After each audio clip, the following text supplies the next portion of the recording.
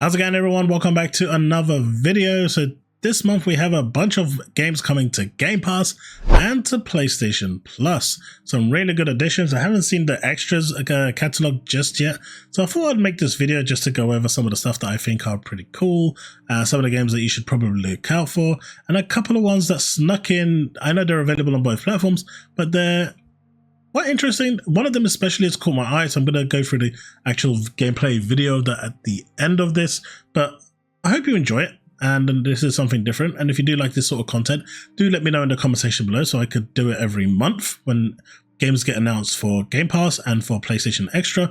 Just going over my thoughts on which ones are good, bad, worth your time, and not worth your time, especially with the ever increasing catalog of changes and just backlog that we go through. So don't forget, if you do enjoy this content, we are trying to get to 2,000 subs. Don't forget to like and subscribe.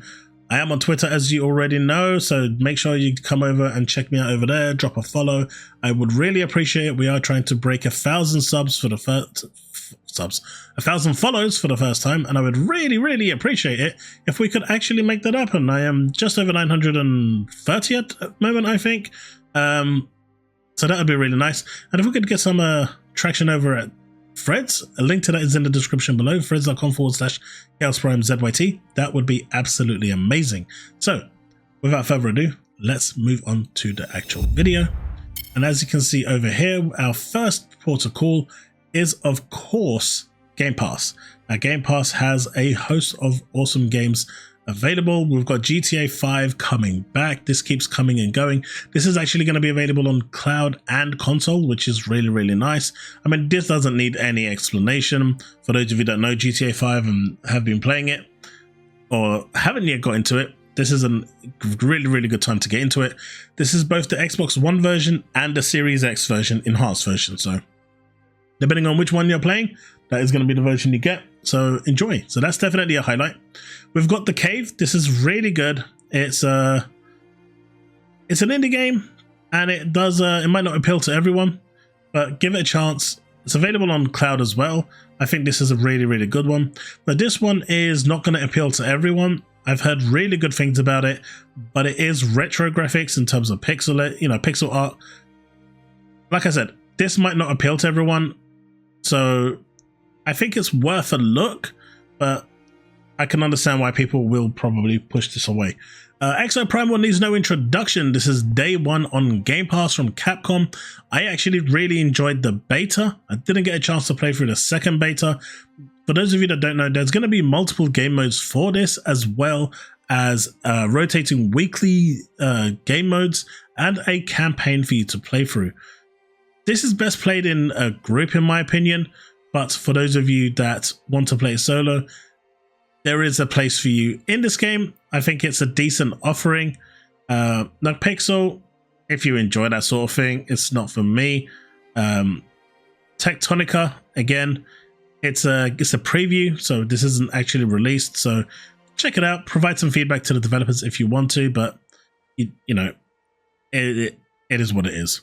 Now, Insurgency is a PC-only game. This is not available on the cloud or on console. So for those of you that are looking to check this out, this is from what I heard, a highly realistic military shooter. It did get some backlash for its realism and some of the topics that it was covering, but it's supposed to be a pretty decent offering. Again, if you have a PC, this isn't available on the cloud, so you would need to actually have something capable of running it. But the highlights for me for this one is Exoprimal, of course, The Cave, and GTA. I mean, I've never been a big fan of GTA, but I know it's a massive game. There is another game that got released on this, as of the release with Grand Theft Auto, and that was a game called Sword and Fairy. I'm going to leave that to the end of the video because I think that one's really interesting. That one is right up my street, and that is something that I do believe you should actually take a look at. Next up, we have PlayStation. Yeah, we got Call of Duty Black Ops Cold War. Now, this is obviously not the latest Call of Duty, and as we're all aware, it's a pretty old one at that as well. But There is actually a couple of game modes in here. Now this is really huge as well, by the way. I think it's like about 200 gigabytes in size.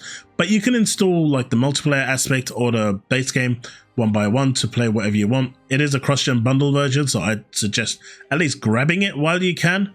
I think this is really, really cool. And there is a multiplayer mode in there that my friend keeps telling me about to try out with a bunch of friends. It's the prop mode, where you basically have to go and hide as a prop, and the opposing team has to come and find you and shoot you as a prop. I heard it's a lot of fun with friends, so if nothing else, might be worth checking it out for that if you haven't played it. And if you haven't played it, check out the campaign as well. These Call of Duty campaigns are generally quite short, but they are generally quite fun. Now, Alan Wake needs no introduction. This is one of my favorite games of all time. It's remastered. It's available as the cross-gen bundle, PS4, PS5. If you have not played this, I 100% recommend you grab this and you play it, especially before Alan Wake 2 comes out. Lots of backstory there. This is truly an amazing experience and one that I highly recommend you play. Now, ending over here, The Extinction is Forever is another indie game, and as you can see from Handy Games, get ready for some emotional roller coaster in ending. So it might be worth a look. It might, if it's up your street. At the end of the day, it is free. What have you got to lose? A download? I think it's okay. Finally, we come to this. This is Sword and Fairy Together Forever. Now, this game actually appeals to me. I really like it. I like the aesthetic. I like the design. I like the setting. And it just looks fun to play. It looks like a hack and slash. The bosses and enemies look massive. They're huge. And yeah, it's really piqued my interest. And obviously this trailer, as some of you may have noticed right at the start, is for the PlayStation. And it is available on PlayStation as well. But it is now available free on Game Pass. And I think, you know, it looks cool. It looks great. And definitely one that I'm going to personally try because, like I said, I like the design, the setting, the world, the way it's set out. It just appeals to me. But maybe it'll appeal to you as well. If you have Game Pass, you don't have to pay anything outside of your subscription. And if you're paying a subscription, what have you got to lose? Absolutely nothing. But give it a try. And who knows? You may actually find a gem after all. That said, that's it for this video. Thanks so much for watching, and I will see you in the next video. Remain legend.